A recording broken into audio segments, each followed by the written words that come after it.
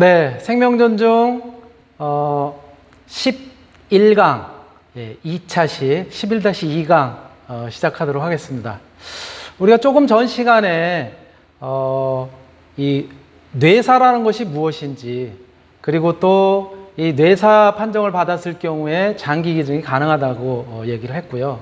또 그러한 절차라든가 이런 것들이 어떻게 되는지를 마지막 부분에서 우리 뇌사자가 장기 이식을 할 경우에 그때 기증 절차라든가 구조에 대해서 같이 한번 살펴봤습니다. 자, 그렇다면 지금 우리나라에서 장기 이식을 필요로 하는 사람들, 즉 장기 이식 대기자는 어느 정도나 되고 실제로 장기 기증은 어느 정도나 하고 있는지 내용을 갖다 같이 한번 살펴보도록 하겠습니다. 네, 이게 이제 2017년까지의 이제 통계예요. 통계가 늘 업데이트는 되고 있지만은 공개되어 있는 자료들이 별로 없어서 2017년까지의 자료를 갖다 제가 이제 가져왔는데요. 연도별 장기 기증자 수는 꾸준하게 증가하는 추세는 있습니다. 그렇지만 이제 2016년에서 2017년 넘어가서는 약간 이제 줄어든 그런 이제 경향을 보였는데요. 실제로 장기를 갖다가 기증을 희망하는 사람들, 즉 장기를 갖다 이식하기 위한 대기자 수는 굉장히 많아요. 그리고 해마다 이것도 증가하는 추세에 있어요.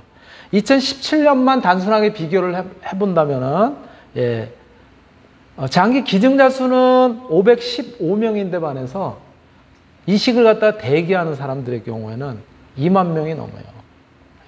2만 7천 명 수준입니다. 그러니까 장기 기증하는 건수가 턱없이 모자란 것이죠. 그리고 그러다 보니까는 2017년 같은 경우는 이식을 갖다 대기하는 가운데 이제 사망하는, 즉 그러한 사망하는 사람들의 평균치를 보니까는 하루에 3.4명에 이르는 그런 상황입니다. 자, 그렇다면 우리나라의 실질적인 장기 기증의 건수는 선진 외국과 비교하면 어떤가를 갖다 이제 나타낸 그런 이제 이 그림인데요. 스페인 같은 경우에는 2015년 기준으로 인구 100만 명당 뇌사에 의해서 이제 기증한 그런 건수를 보면은 39.7명이에요. 우리나라는 쭉 한참 떨어지다가 9.9명. 물론 우리나라보다 더 적은 그런 수치를 갖다 이제 보이는 경우도 있기는 하지만요.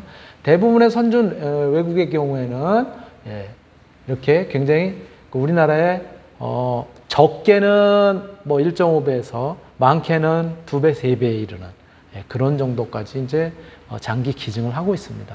우리도 장기 기증 운동 본부라든가 이런 데서 열심히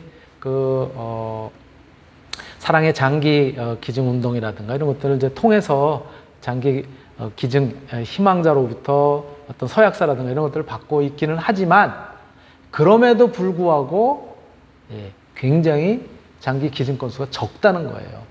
그래서 이건 이제 2015년 요 무렵에 이제 통계니까 아까 거보다는 조금 또 다른 그런 이제 수치로 이제 표현이 되어 있는 거죠. 이식 대기자가 3974명. 그리고 실제로 그 가운데 이식 건수가 4400건 정도밖에 안 된다는 거야. 굉장히 심각한 그런 이제 상황인 것이죠. 자, 이렇게 장기 이식을 갖다가 희망하는 사람도 많고 또 기증하는 사람은 없고, 그러다 보니까 이제 어떤 문제가 이제 등장을 하게 되면 장기 분배 문제가 이제 있는 거예요. 어떤 사람에게 장기 기증을 갖다가 예를 들어서 한다고 하더라도 어떤 사람에게 이것이 장기 이식을 갖다 하게 되는지, 그러한 이제 분배 문제가 이제 등장을 하게 되는데요. 장기 분배 문제는 우리가 어떤 원칙을 갖다 가지고 있어야 된다는 거죠.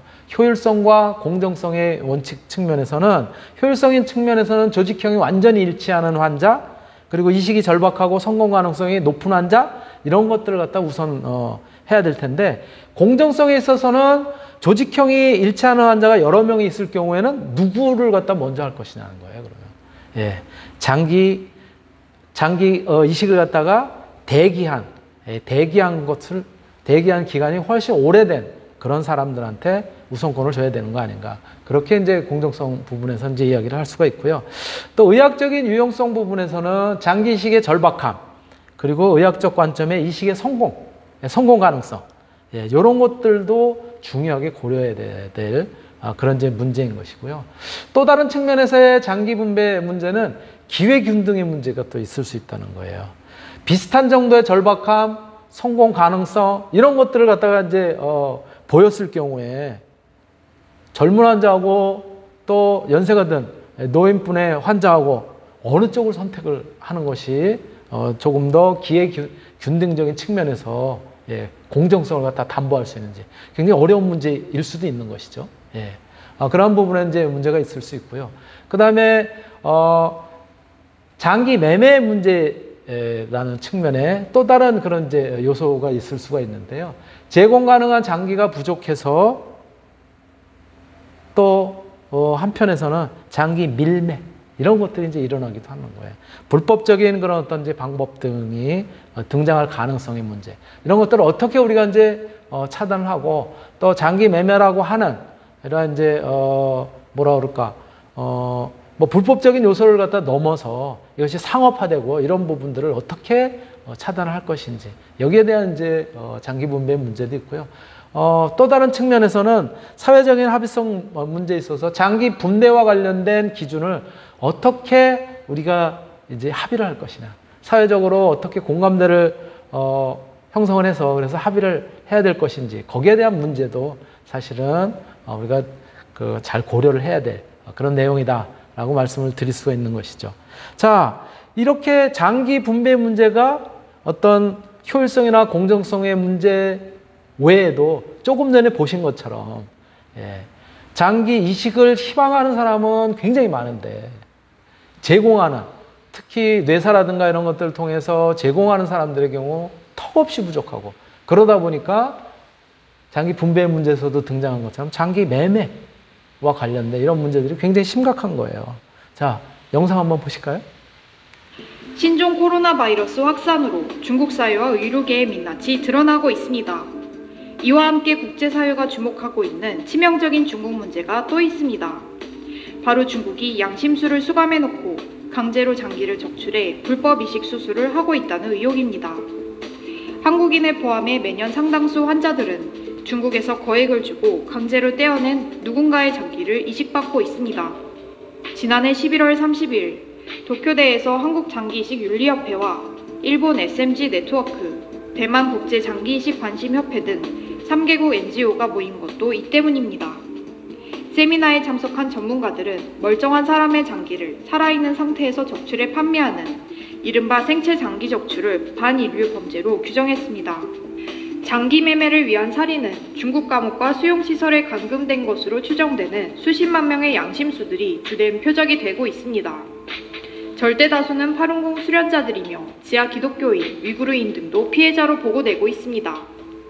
전문가들은 중국 원정 장기 이식을 차단하고 세계 각국이 중국인을 대상으로 한 장기 이식 연수를 중단해야 하며 범죄 연루자의 입국을 금지시켜야 한다고 밝혔습니다.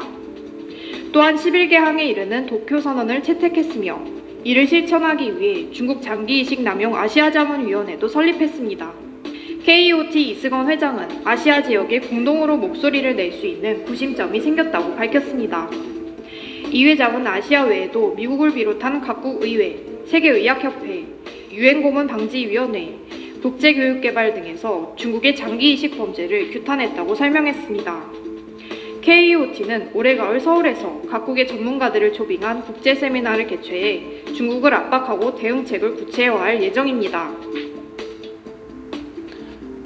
네, 불법 장기 적출, 또 거래.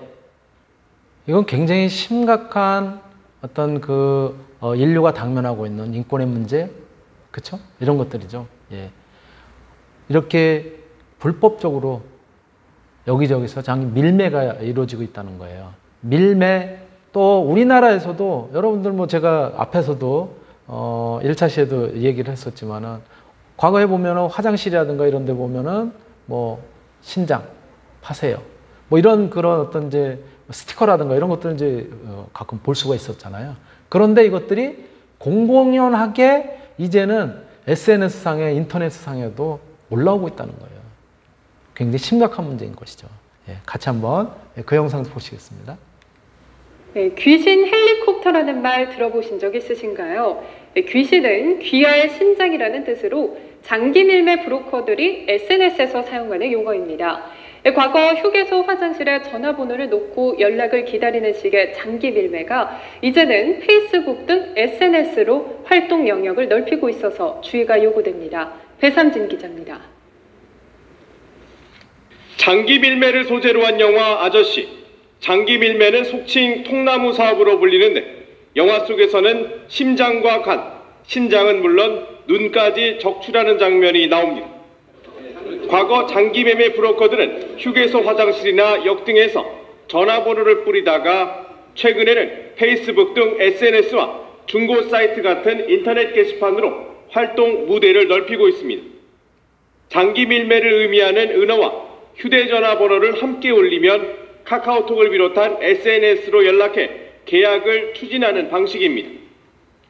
귀신 헬리콥터 삽니다라는 말이 대표적으로 헬리콥터는 영어 단어 심장과 간, 각막, 췌장, 힘줄 등의 합성어입니다. 귀신에도 죽은 사람을 뜻하는 청웅, 통나무 등 장기 매매를 암시하는 은어가 사용되기도 합니다. 휴게소라든가 이런 데보다는 사이버 공간에서는 정보도 쉽게 전달이 되고 또 본인이 그와 같은 의사표시를 하는 것도 수월하고 신뢰성 측면에서도 상대방을 기망하기에는 수월한 것이죠.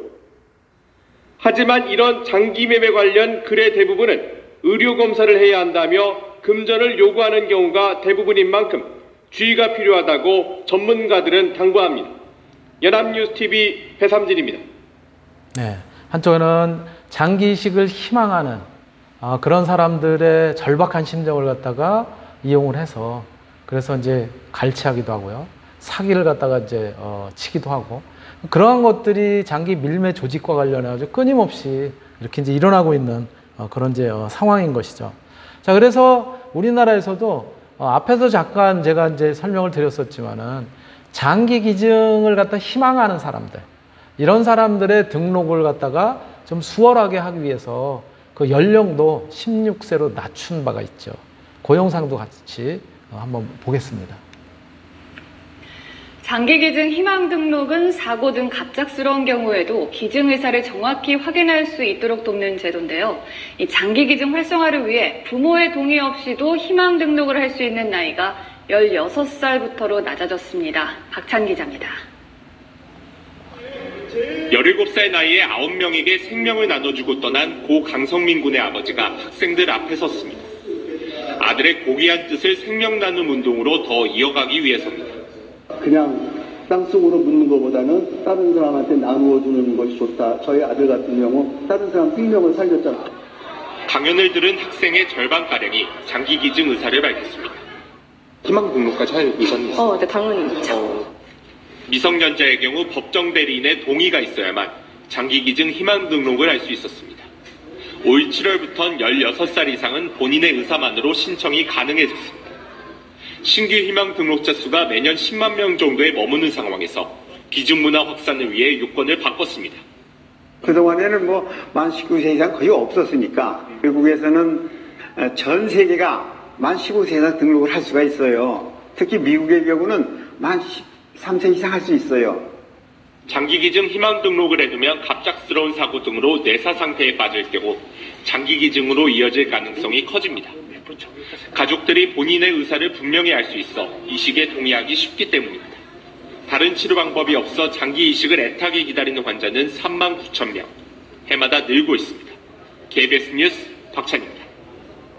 네, 이렇게 장기 기증 희망 등록 나이도 연령대도 더 낮추고 또 사랑의 장기 운동 기증 본부라든가 굉장히 활발하게 운동을 하고 홍보를 하고 그러고 있음에도 불구하고 여간해서 이게 아마 그 우리나라의 유교적인 그런 것들 때문에 그런 영향도 있겠죠.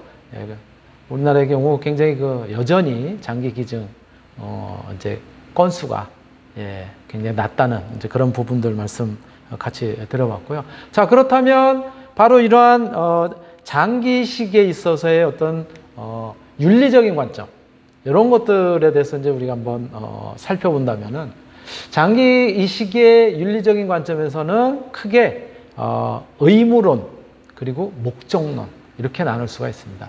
의무론은 주로 이제 사상가 중에서는 철학자인 칸트가 이야기를 한 바가 있고요. 목적론은 벤담이라고 하는 사람이 이야기한 바가 있어요. 의무론은 뭐냐면은 그 동기를 갖다가 이제 중요하게 보고 있는 거예요. 보편적인 도덕 법칙에 이것이 합당하냐라고 하는 이제 그런 부분을 갖다가 이야기를 하고 있는 거고, 목적론에 있어서는 그 결과가 장기 기증에 의한, 장기 기증을 통한 장기 이식에 의한 그런 결과가 행복과 쾌락과 그리고 이익을 가져줄 수 있느냐라고 하는 이제 그런 부분들인 거고요. 의무론 쪽에서는 사는 방법은 이제 올바르게 살고, 목적론 쪽에서는 잘 살자라고 하는 측면이 조금 이제 달라요. 도덕적인 윤리에서는 의무론은 선험적인 거예요. 이제 어떤 경험적인 그런 부분들이 중요시되고 있고, 목적론 쪽에서는 이제 어떤 변화의 상황, 그러한 그 이제 환경, 이런 것들도 고려가 돼야 된다는 거죠. 가치 판단 기준 측면에서는 의무론에서는 도덕 법칙에 의한 의무를 갖다 우리가 해야 될 거고, 그러한 당위성을 갖다 갖는다. 즉 인간은 존엄하기 때문에 우리가 같은 인간으로서 장기 기증을 통해서 이식을 하는 것이 그러한 이제 의미를 갖는다라고 하는 측면이고요. 또 목적론 측면에서는 장기 기증을 통해서 결국은 결과가 최대 다수의 행복 그리고 이익을 갖다가 추구하는 것이다. 이렇게 이제 관점을 달리하고 있습니다. 예. 또한 이제 유사 개념 쪽에서는 의무론은 절대론, 동기론 이런 거하고 맥을 같이 하고 있고, 목적론 쪽에서는 상대적이면서도 결과를 갖다가 중요시하는 그런 측면들이 있다라고 말씀을 드릴 수가 있죠. 예, 바로 이렇게 장기식의 윤리적인 관점을 의무론적인 그런 관점과 목적론적인 관점에서 같이 한번 이제 살펴봤는데요. 자, 조금 전에 말씀드렸던 것처럼, 같이 또 살펴봤던 것처럼 이식을 희망하는 사람들은 굉장히 많은데 기증자는 적고, 그러다 보니까 이제는 어떤 동종 이식에서 이제 벗어나서 이제 이종 이식 이런 분야까지 지금 이제 활발한 연구가 진행이 되고 있습니다. 자, 영상 한번 보실게요. 의미 있는 실험 결과가 나왔습니다. 돼지 각막을 이식받은 원숭이가 면역 억제제를 맞지 않고도 1년 이상 정상 기능을 유지한 건데요. 곧 사람에 대한 임상 시험도 할 수 있을 것으로 보입니다. 백종구 기자입니다. 영장류의 장기를 이식해도 면역 거부 반응을 일으키지 않도록 유전자를 조작한 믿음이라는 돼지입니다. 2010년에 1세대가 태어났고 5세대 이상 형질을 보정해 각종 의학 실험에 사용되고 있습니다. 믿음이는 그 거부 반응이 굉장히 중요한 요인을 이미 없앴기 때문에 어떠한 조직을 이식을 하더라도 거부 반응은 없을 거라고 예상합니다. 지난해 믿음이의 각막을 사람과 신체 조건이 비슷한 원숭이 3마리에게 이식했는데 기대 이상의 결과가 나왔습니다. 각막 투명도가 모두 6개월 이상 유지됐고 그중 한 마리는 400일 이상 계속된 겁니다. 세계 최초로 면역 억제제를 쓰지 않고 1년 이상 기능이 유지된 것이어서 더욱 값진 결과입니다. 세계보건기구의 임상시험 요건을 맞추기 위해 앞으로 원숭이 5마리에게 추가 각막 이식을 해볼 예정입니다. 이 중 2마리만 6개월 이상 투명도가 유지되면 요건은 충족됩니다. 충분한 수의 실험을 통한 안전성 확보라는 점에서 추가적인 연구가 더 필요할 것으로 보이고, 장기적 생존을 한 부분 각막에 다른 면역학적 이상은 없었는지에 대해서도 좀 더 많은 수의 실험이 이루어져야 할 것으로 보입니다. 관계 법령이 마련되고 사회적 합의가 이루어지면 각막 이식을 기다리는 2천여 명의 대기 환자에게 조만간 희소식이 들릴 수도 있을 것으로 보입니다. YTN 백종규입니다. 예. 돼지를 통해서 돼지의 각막을 사람하고 비슷한 영장류인 원숭이에게 이식을 했더니 어떤 그런 가능성이 있는 결과를 갖다 얻었다. 라고 하는 이런 이제 연구들이 활발하게 또 진행이 되고 있는 반면에요. 또 한 측면에서는 아예 돼지를 통해서 이제 사람에게 직접, 물론 이종 이식이긴 하지만요, 사람에게 직접 이식할 수 있는 그런 장기를 갖다가 이제 만들거나 또는 이식하고자 하는 그런 연구도 마찬가지로 활발하게 진행이 되고 있습니다. 보실게요. 동물의 장기를 사람에게 이식하는 걸 이종 이식이라고 하는데요. 돼지 장기를 사람에게 이식하는 이종 이식 분야에서 국내 기술이 주목받고 있습니다.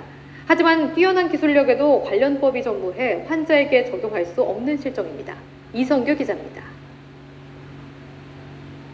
인슐린을 생산하는 돼지의 장기를 당뇨병 환자에게 이식하는 일명 돼지체도 이종 이식 기술은 우리나라가 선두를 달리는 분야입니다. 국제 전문가들도 국내에서 진행 예정인 임상시험에 대해 과학적 준비는 끝났다고 평가했습니다. 연구팀이 앞서 원숭이에게 돼지체도를 이식해 효능을 확인하는 등 세계보건기구가 제시하는 국제기준을 충족했기 때문입니다. 하지만 이 같은 기술력에도 불구하고 실제 돼지체도 임상시험이 이루어질지는 불투명합니다. 세계보건기구는 이종이식 임상시험을 진행할 때 각국의 관련법을 따르도록 하고 있는데 국내에는 관련 제도나 법이 전혀 없기 때문입니다. We encouraged the XRC to continue to reach out to the Korean FDA and to the Public Health Authority to try to develop a regulatory framework to best protect public health in Korea. 혹시 모를 부작용을 모니터하기 위해 이식받은 환자를 평생 추적 관찰해야 하는데 현행법상 이마저도 쉽지 않습니다. 감염병 예방법의 어떤 해석을 받아서 이종 이식을 받은 환자들이 그 범주에 속하게 된다면은 현재 있는 우리나라의 제도 내에서도 그런 추적 관찰이 가능할 것이라고 생각을 하고 있습니다. 이 같은 법적 뒷받침이 마련되면 연구팀은 내년 1월 당뇨병 환자 2명을 대상으로 돼지체도 이식을 진행할 계획입니다. 이식이 필요한 환자 10명 가운데 1명만 수술을 받을 정도로 이식용 장기는 절대 부족한 상황입니다. 장기 부족에 현실적 대안이 될 수 있는 이종 장기 이식이 계획대로 진행될 수 있을지 아니면 정부의 무관심 속에 자초될지 관심이 쏠리고 있습니다. YTN 사이언스 이성규입니다. 자, 조금 전에 보셨던 것처럼 돼지 체도를 갖다 이식을 해서 당뇨병 환자라든가 이런 사람들의 질병을 치료하고자 하는 그런 이제 것들, 이런 것들이 다 이종 장기를 갖다가 이식하는 그런 문제 아니겠어요? 그런데 이종 장기 이식에 있어서는 몇 가지 문제가 있어요. 자, 그 내용을 갖다 같이 한번 살펴보도록 자, 이종 장기 이식의 문제, 이런 것들은 크게 두 가지로 이제 나눌 수가 있고요. 이종 장기를 갖다 이식하는 데 있어서의 장점은 뭐냐면 다른 방법들에 비해서 위험 부담이 적어요. 그리고 비교적 안전한 방법이에요. 예를 든다면 어떤 부분에서 이제 이러한 위험 부담이 적고 비교적 안전하냐면은 장기 수급의 문제, 그리고 비용을 갖다 해결하는 이런 부분의 문제를 갖다 해결하는데 용이하다라고 하는 측면이라는 거예요. 그런 부분에 있어서의 위험 부담이 적다는 거지, 어떤 안전성이라든가, 물론 안전성은 다 이제 사전에 다 검토를 하고 또 이제 실험을 통해서 그래서 이제 확보를 하지만은 이러한 장기 수급 문제에 있어서 비용 문제들, 이런 것들이 용이하다라고 하는 측면을 갖다 들 수 있는데요. 그럼에도 불구하고 특히 이종 장기의 이식의 문제점의 경우에는 첫 번째, 안전성 확보에 문제가 있다. 복제동물의 장기 이식에 거부 반응이 없다고 하더라도 질병 전염의 문제, 조금 전에 그 인터뷰에서도 나와 있었잖아요. 그렇죠? 예. 어떤 질병 전염 문제가 있을 수 있고요. 두 번째가 정체성 혼란의 문제가 있어요. 예. 어느 부위까지 이식했을 경우에 인간으로 보냐는 거예요. 실제로 동종인 경우에 이식을 하더라도 저런 이제 정체성 문제가 있을 수 있거든요. 그렇죠? 아까 제가 잠깐 말씀드렸지만 심장같이 중요 부위를 갖다가 이식했을 경우에 어떤 사람이 진짜 그런 이제 주체냐, 이렇게 말씀을 드릴 수 있는 것처럼 어느 부위까지 이식했을 경우에 인간으로 보느냐라고 하는 정체성의 문제가 있을 수 있고요. 동물 실험의 문제가 있습니다. 그렇죠? 어떤 그 부작용을 갖다 줄이기 위해서 굉장히 많은 동물들을 희생시켜가면서 이제 한단 말이에요. 그래서 동물도 인간처럼 고통 없이 살 권리가 있다고 하는 그런 이제 생명윤리 측면에서의 문제가 이종장기 이식의 경우에는 있을 수 있다. 그리고 네 번째가 생태계 보존의 문제예요. 장기 공급을 갖다가 이제 위해서 특정 동물을 갖다 대량 생산하고 또 그러한 과정에서는 어떤 생태계 파괴, 자연의 어떤 질서 파괴 이런 것들이 있을 수 있다라고 하는 점을 갖다 우리가 꼭 염두에 두어야 될 거다라고 말씀을 드릴 수가 있죠.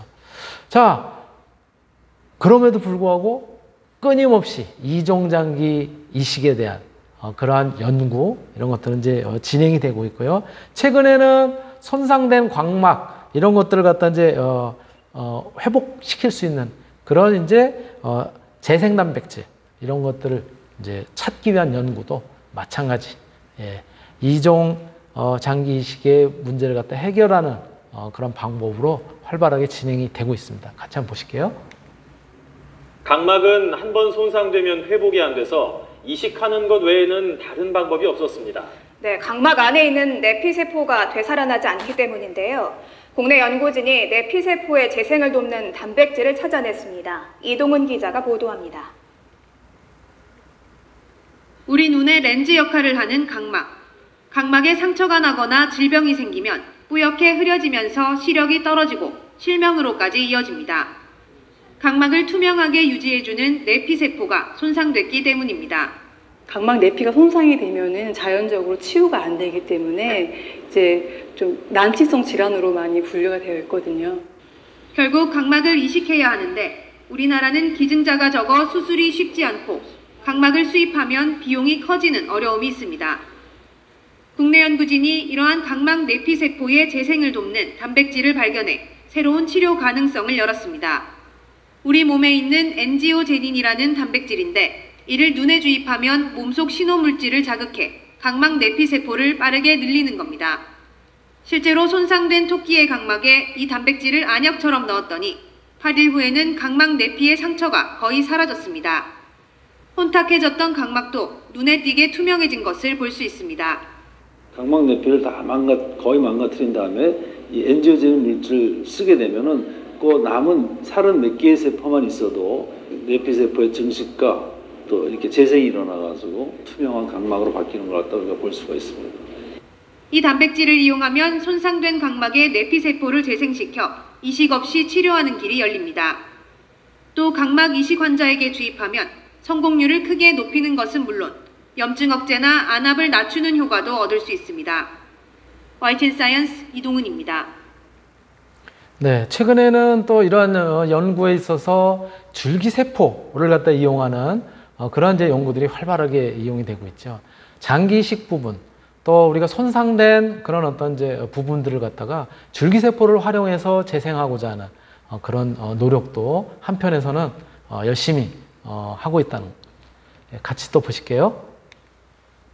충치로 손상된 치아를 줄기세포로 복원할 수 있다는 연구 결과가 나왔습니다. 영국 킹스 칼리지 런던대 폴 샤프 교수 연구팀은 알츠하이머 치매 치료에 쓰던 약물로 치아의 줄기세포를 재생시켜 손상된 부분을 다시 자라도록 하는 데 성공했다고 밝혔습니다. 연구팀은 신경과 혈관, 줄기세포가 있는 치아 가장 안쪽 손상 부위에 알츠하이머 치료제를 적신 콜라겐 스펀지를 넣었습니다. 시간이 지나면서 스펀지는 분해돼 사라졌고 손상 부위에 단단한 상아질 조직이 채워진 것으로 나타났습니다. 연구팀은 알츠하이머 치료제가 줄기세포를 자극해 상아질을 자라나게 한 것이라고 설명했습니다. 네, 이러한 줄기세포 연구를 통해서 손상된 그런 어떤 조직이라든가 이런 것들을 재생할 수 있고 또 치료를 할 수 있고 그렇다면은 굉장히 획기적인 그런 이제 뭐랄까 그 결과를 갖다 이제 보인다고 할 수가 있겠죠. 자, 우리가 이번 시간에는 뇌사 그리고 장기 이식의 문제를 갖다 이제 같이 다뤘었는데요. 여러분들은 어떻게 생각하세요? 장기 이식 쉽게 나 장기 이식 해야지라고 서약하실 수 있을까요? 예. 우리가 이제 남의 문제가 아니라 뇌사 이 장기 이식이라는 것이 뭐 살아있을 때 이렇게 하겠다라는 게 아니에요. 어떠한 이제 불의의 사고로 인해서 내가 뇌사에 빠졌을 때 그랬을 때 장기 기증, 장기 기증을 통해서 어떤 장기 이식을 갖다 필요로 하는 사람에게 어떤 그 치료에 도움이 될 수 있도록 하겠다라고 하는 그런 이제 서약이 있거든요. 그래서 자, 우리가 이제 실제 사례를 갖다 한번 들어서 여러분들은 어떻게 생각하는지 같이 한번 살펴보도록 하겠습니다. 네.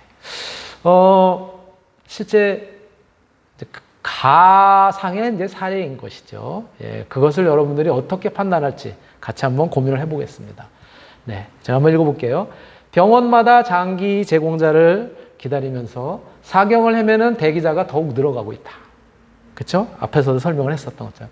건강하던 20세의 김 씨가 길을 가다가 불량배들에게 맡고 있는 어떤 그 사람을 갖다가 이제 도와주는 과정에서 머리를 다쳤어요.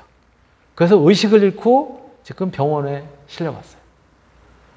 그런데 수술 중에 과다 뇌출혈 그리고 뇌의 부종이 심해서 계속 수술을 진행하지 못하고 있어요. 그래서 중환자실로 옮겼는데 뇌사 상태에 빠진 거예요. 그래서 주치의가 보호자에게 가망이 없다고 설명을 했습니다. 그렇지만은 이 환자의 어머니는 어떻게 해서든 살려달라고 애원을 하고 있는 이제 그런 상황이에요, 지금. 그런 상황에 이제 빠져 있습니다. 그런데 요 김 씨, 이제 환자인 김 씨의 고모가 여러분들을 이제 찾아갔어요. 여러분들한테 뭘 부탁했냐면은, 김 씨 사촌 동생, 그러니까 그 고모의 이제 아들이나 또는 뭐 딸이나 사촌 동생이 지금 장기식을 굉장히 필요로 해요. 그 사촌 동생이니까 고모의 이제 아들이니까 이제 성은 다르겠죠. 그래서 그 사촌 동생이 박 씨가 뇌사에 지금 빠졌으니까 사촌이 기증을 하게 해달라고 여러분들한테 그 엄마를 갖다 설득을 해달라고 이렇게 이제 부탁을 했어요. 여러분들은 어떻게 하실 건가요? 그리고 뇌사를 죽음의 기준으로 해서 장기 이식을 하는 것은 윤리적으로 허용 가능한지 이런 부분에 대한 의견도 마찬가지로 두 번째 여러분들이 한번 밝혀주시기 바라고요. 세 번째, 최근에 진행이 되고 있는 배아줄기세포, 아까도 잠깐 얘기가 나왔었지만요. 배아줄기세포를 이용한 이종 간의 어떤 융합기술, 이런 것들을 활용한 어떤 장기에 대한 연구 개발이라든가 또는 뭐 이종뿐만이 아니라 줄기세포를 갖다 활용한 어떤 이제 장기, 손상된 장기를 갖다 치료로 하는 그러한 이제 연구들이 활발하게 진행이 되고 있거든요. 그런 사례들을 여러분들이 한번 자료로 조사를 해서 그래서 제출해 주시기 바랍니다. 여기 과제예요, 여기. 자, 여러분들의 판단을 갖다 돕기 위해서 세 가지예요, 그러니까. 여러분들이 지금 뇌사 상태에 빠진 그 아들의 어머니, 그 어머니를 갖다가 설득해서 그래서 요 뇌사 상태에 빠진 걔의 사촌, 이 장기 이식을 필요로 하는데 제공을 해주도록 그렇게 그 했을 때 여러분들 어떻게 할 것인지. 두 번째는 뇌사를 죽음의 기준으로 해서 장기 이식을 갖다 이제 하는 것이 윤리적으로 가능한 건지. 그리고 세 번째가 최근에 배아줄기 세포를 갖다 이용해서 하는 줄기세포 연구들, 동향 그런 것들이 장기 이식과 관련된 또는 어떤 그 장기를 갖다 손상된 장기를 갖다가 치료하는 이런 것과 관련된 연구, 이렇게 세 가지를 여러분들이 조사해서 그래서 제출해 주시기 바랍니다. 과제입니다. 숙제로 제출해 주시기 바라고요. 도움을 여러분들한테 이제 드리기 위해서 뇌사에 대한 찬반해 놓은 거예요.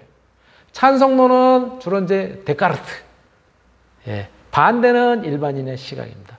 데카르트는 찬성을 하면서 인간은 생각하는 갈대다.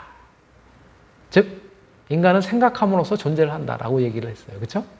그러니까 뇌의 중요성을 갖다 이야기를 하고 몸은 기계고 따라서 뇌사는 죽음이다 라고 이야기를 하고 있는 거예요. 그런데 일반적인 시각은 뭐냐면은 뇌는 심장하고 다르다. 뇌하고 심장하고는 다르다. 몸의 일부다.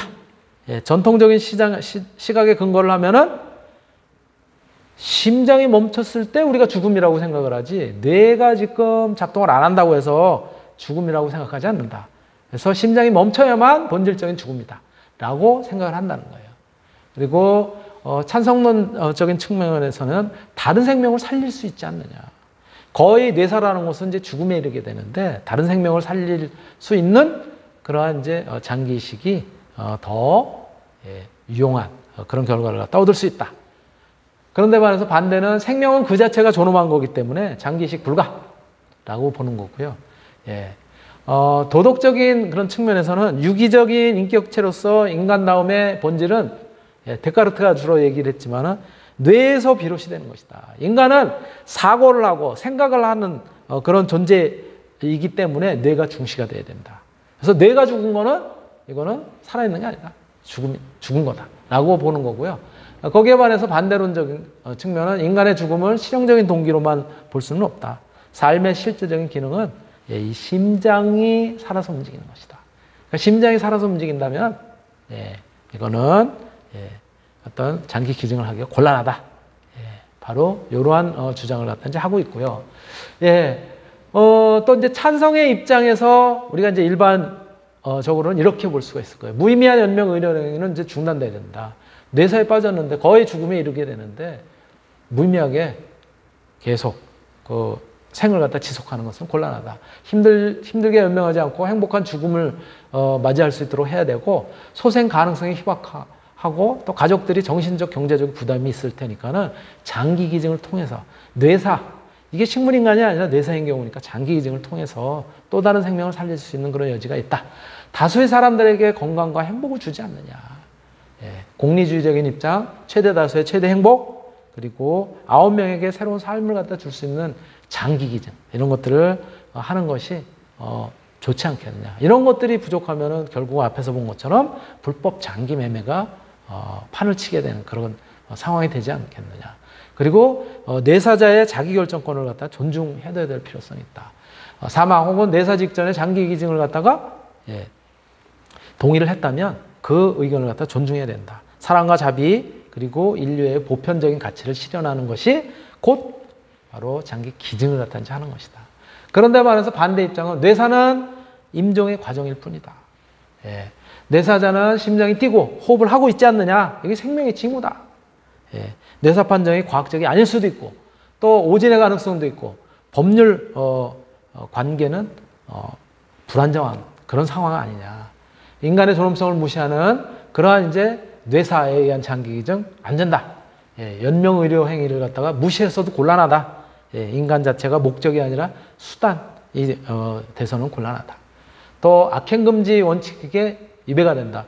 법적 대리인의 동의를 갖다가 빌미로 해서 그래서 이 본인의 의사와 관계없이 뇌사자라고 해서 그래서 장기 기증을 하고 이런 건 곤란하지 않느냐. 라고 하는 반대 입장을 갖다가 우리가 또 살펴볼 수가 있습니다. 여러분들의 현명한 그런 판단을 갖다가 기대를 하고요. 오늘 과제 제가 3가지 드렸습니다.